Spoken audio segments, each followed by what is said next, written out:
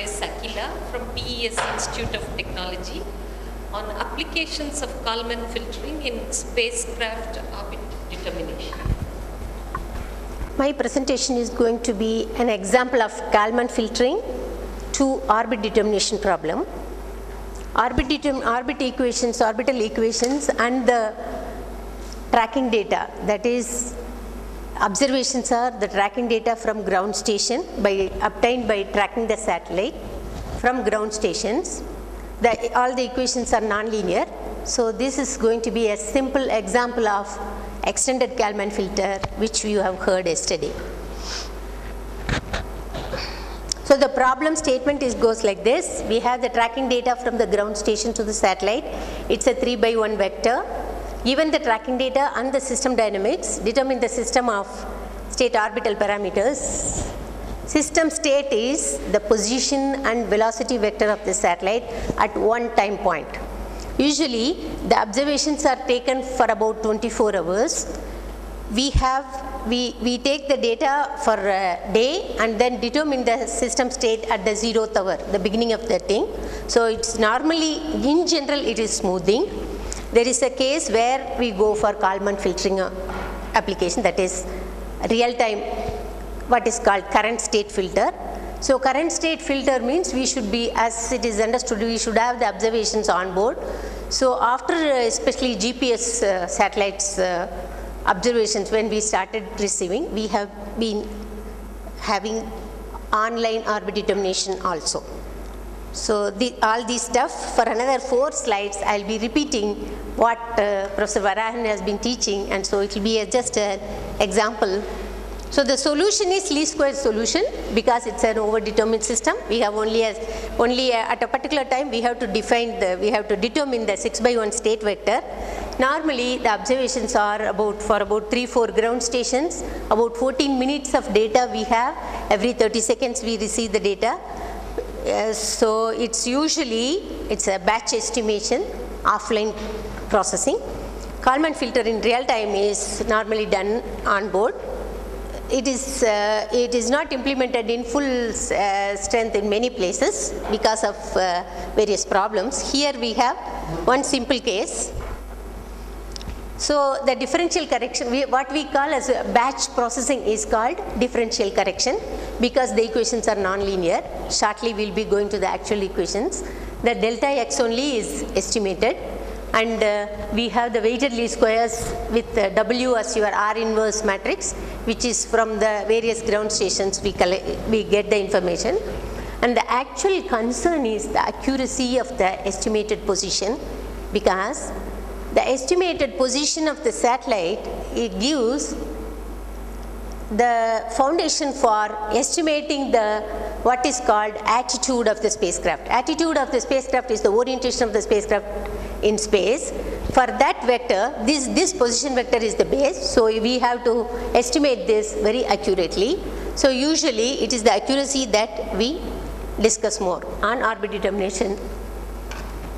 It used to be earlier 500 meters also before IRS 1A time, that is before the mid 80s or so. So for IRS, Indian Remote Sensing, IRS stands for Indian Remote Sensing Satellite. I'll be talking, this whole presentation is only about the orbit determination of near Earth satellites. For near Earth satellite, these are the numbers. For IRS 1A, we go for 200 meters, 250 meters of position error was allowed. But then 1C, we came down to 100 meters. Now we are able to get 80 meters also, but the desired accuracy is less than 50 meters. So this is the dynamics force model. The first term, as you can see, is the two-body point motion, mass attraction of between two point masses. It is, if you take the first term alone, it gives the two-body motion, but it is not the two-body. Actually, we have so many other acceleration terms also. So the main acceleration term, the main term is due to the non-sphericity of Earth. It is we can go. I'll not go in detail up to all the force, though I'll be showing you the equations. We have the non-sphericity due to the acceleration due to non-sphericity. We have a long expression we are going to, there are many coefficients. We can consider whatever up to, normally it is considered only up to a limited level while processing. And this is acceleration due to atmospheric drag. Next is acceleration due to third body perturbation, that is sun moon attraction, and then the solar radiation pressure acceleration. This is normally considered only for geostationary missions. Pardon? Yes. And this is modulus of R. R double dot is R cap. Yes, same. This is same equation. Both are same equations. I have just expanded this. R hat is unit vector. R hat is the unit vector. Is that notation I thought is common. It's the unit vector. So this is the Earth gravitational force. This comes from geodesy. This is the Earth radius, and for any point phi lambda in space, this is the gradient of this function is the acceleration that is acting on the spacecraft. Usually we consider a limited number of terms. I will not go deep into this. The geopotential coefficients for when m is 0, we call it as Jn. Normally the equation is framed in such a way that center of mass is shifted to the origin, and it starts with J2. That is zonal harmonic coefficients. That is the equatorial mass, the mass distribution of the Earth perpendicular parallel to equator fall in this, and the J2, exactly the first term J2 is the equatorial bulge on the equator. Next is force due to atmospheric drag. CD is the drag coefficient. This term atmospheric density is normally known to us, not known to us with high accuracy. It keeps changing. In reality, usually it is taken one value is taken and that is fixed. But in real time, it may not happen so. Especially for some of the ISRO spacecraft, we had problems when there was a solar cycle. So this term, we have seen that this gives problem. And the area to mass ratio is one thing which is coming. The next thing is third body motion. This is only for the moon. I am showing the equation. Fourth is SRP. This also, it has got a lot of uncertainty, as you can see. So what I want to say is all our equations are having lot of uncertainty, and we have so the usual way of solving a second order equation is we go for reducing it to first order equation. So I take x as r and v, x dot is r dot v dot. We go for this. This is my simple model. So x dot is f is highly nonlinear. My z is the range vector. Usually it is range, azimuth, elevation, it is spherical coordinates. This is modulus of this vector. I typed it in bold. I don't know whether it is seen like that, viewed like that. This is the modulus of that spherical coordinates. Usually these are our measurements. Especially for GPS, we take only the ranges. See here, when it comes to the radius vector is actually Earth center to spacecraft, and for GPS, it is the GPS satellites are 20,000 kilometers above the low Earth orbits, and from there GPS satellites to I should have included a diagram. I had not taken it. I have been thinking it is very. I was thinking there may be a boat I can ride.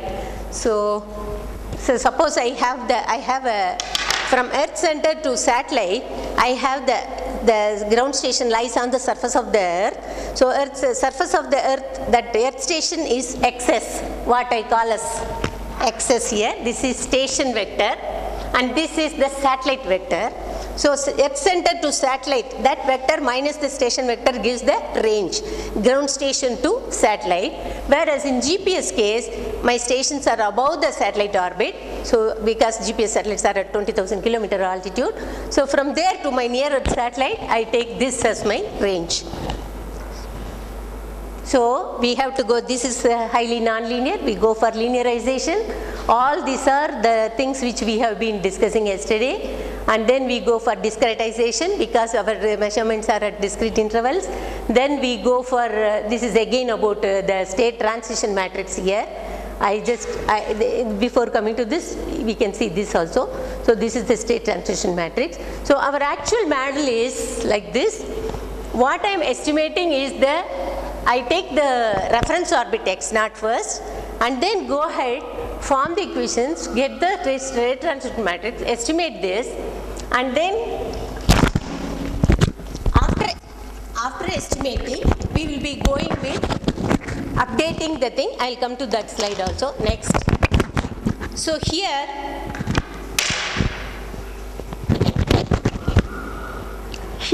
what we are really seeing is that all the uncertainties are packed in these two vectors, omega k and nu k. That is the thing. As it was told here, I could have even gone with k also, k or k plus 1, doesn't matter. So what we start is the Kalman filter equations. We start with x0, we should have an error covariance, and then noise covariance matrices q and r to be initialized in the beginning. The only comment is last few days I have been attending the workshop, and I see that the initial condition is your equations are very sensitive to that. We have no problem. When suppose for example my satellite is 500-600 meters only, I knew the previous x0. Then even if I give some 2 or 3 kilometers, we get our equations, Kalman filter converges, and we have no problem. And extended Kalman filter, normally we take like this. We take the P here is your forecast, predicted x, and then estimated x. So this is where the processing of the actual observation happens. With respect to up to this is what is normally Kalman filter equation, the first two equations are predicting, and then the Kalman gain computed, and then we are estimating. Both the predicted P0, P and next P also we get once the observations get updated. So this is our interest is, I don't want to take all the model, the whole acceleration model. I take only the J2, that is the equatorial bulge alone. So when we take this, what is the kind of treatment we should be doing for the process noise, state process noise? That is what is the thing. Actually here itself we can see that the earlier equations Wk is to be accommodated somewhere. We form like this. Suppose I have this x, and then the first term of r dot is v dot is the modeled accelerations am of t, and then the unmodeled accelerations. The unmodeled accelerations epsilon t is represented, unmodeled accelerations au is represented by a process epsilon t. That is the key idea. We'll go to the next scale, just to explain epsilon t, we'll go to the next slide and come back here again. So the idea is this is a common process which all engineering, it has got wide application in engineering problems. The epsilon t, it's a combination of a first order exponentially correlated process noise and a Gaussian white noise. As the solution is this, the variance of this solution satisfies this ODE, and then the process is operating, suppose I assume that it is operating indefinitely, then we can take the Q, all these expressions to show that the equations here, whatever we are using, we are going to, we'll be deriving other expressions from the properties of epsilon dot. So that is why it was shown. And now we see that for three components, what we saw was scalar. For three components, I take the concatenation and we get an A matrix which is diagonal, and this tau are correlation constant, time constants, which I am assuming it to be constant. Hence, for the unmodeled accelerations, what is assumed is epsilon dot and tau t dot is 0. Actually, this model was used by V.D. Ingram and V.D. Tapley of University of Texas, Austin, and they had used it successfully for Apollo mission 10 and 11. They got good results and it worked. Now for this, actually it is because it is dynamically, the way they have used it was they estimated the components of epsilon also and tau also, this t vector also. The components, these 3 components, these 6 components were also estimated along with the system state, and that gave the results. So it is a parameter estimation that we do. So actually speaking, these are the, now I am going to take my state as 12 by 1 vector, which consists of radius vector, velocity vector, components of epsilon and the time correlation coefficients. So now with this, it so happens that only with estimating the epsilon and t as a parameter estimation problem, we get good results. As I told, our focus is on the accuracy of the position which we get. We see that the accuracy nearly comes down by 50% when we use this. So this is what are my equations. And new state is parameter estimation. We are going to estimate epsilon and t also. These are all, it is still continuing we go from here. And then the SQ matrix, the process noise is given by this. So once we have, we take this, then we have the results are, I am going to go to show just a couple of results, because I didn't have, I have only this data. Because with actual data, what we have on board is the GPS. We have 2 kinds of inputs for this problem. One is the onboard GPS receiver takes whenever it is switched on, it takes whatever available GPS, and then it gives one solution of the spacecraft. That we call it as GPS NS, GPS navigation solution. We can also take the other GPS state are also available. We can take those states and we can generate the range data and then progress.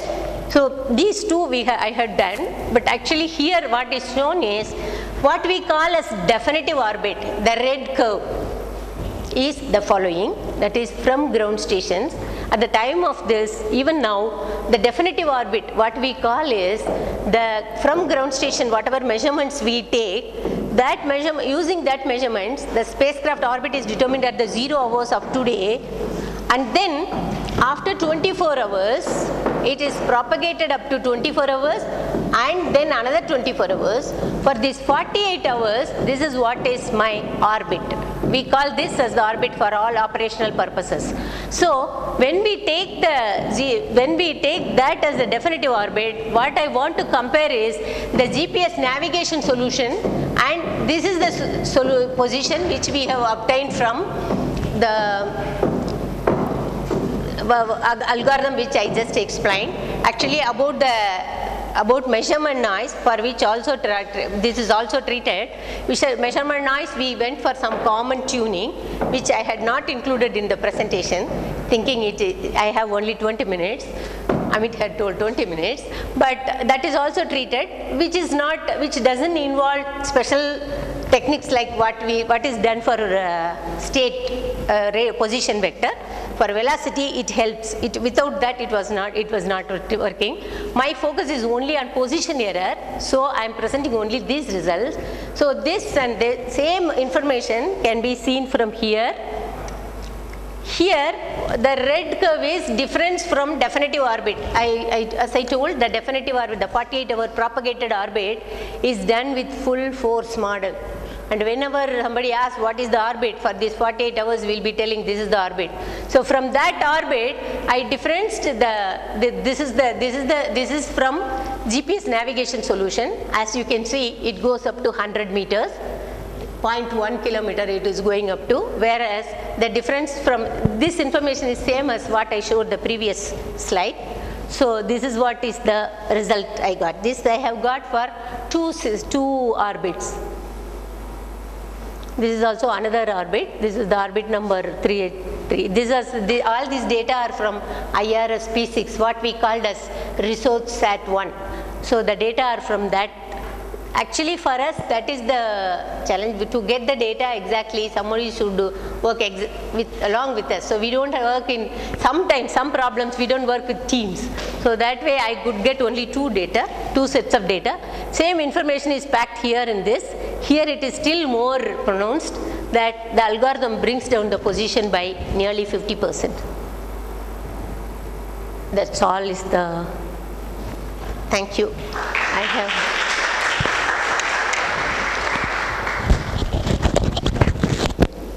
Filters are known to exhibit instability in certain situations, especially when parameters are being considered as states. And if I understand you correctly, you do joint state and parameter estimation. Yeah. With defining the parameters as equations, they are x dot equal to 0 and etc. So the parameters enter multiplicatively. If it is and the state. And so in such situations, it is known that extended Kalman filters are often unstable. And I wondered if you ran into stability problems or not. Yeah, stability problem might come. Suppose we take for a long duration, and it so happens that, as I told, my problem was obtaining the onboard data.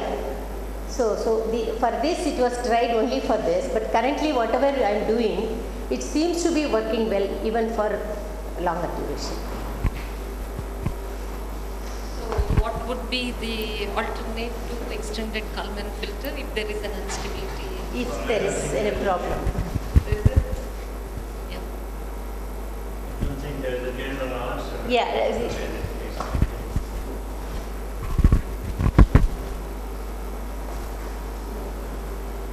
Okay, so let us thank the speaker once again.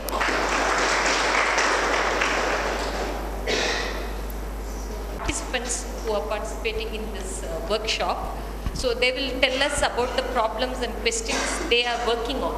So the first one, he will introduce himself. I don't